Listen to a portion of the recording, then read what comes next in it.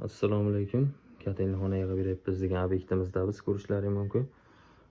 Bugungi qilingan ishlar, xudo xolasa, yo'limizga podacha obratkalarini o'rnidan chiqarib, o'rnatib qo'ydik. Kecha aytgandim, taxminan mana bu qismlarga gidroelektrizatsiya o'rnatamiz deb, mana bu yerda fittinglarimiz turadi, ularni o'rib, joy-joyiga mana hammasini arasini bir tekislikda olib o'rnatdik. Suv nasoslarimiz bor, xudo xolasa, mana bu uchinchisi, mana ikkalasi bir-biriga tekis turibdi, uchinchisi baland turibdi. Bunga e'tibor qilmaysizlar. Prosta ilinib turibdi. Xudo xolasa, ertaga mana bu qismida Amerikanka aniqlab orqali buni Amerikankada salgina uzaytiramiz. Nasosimiz mana bular bilan yana ham bir tekisda bular chiroyliroq chiqadi. Xo'p, klipsalar qo'yib qo'yganmiz, mana ko'rishlaring mumkin. Buni bir tekisda turibdi hammasi.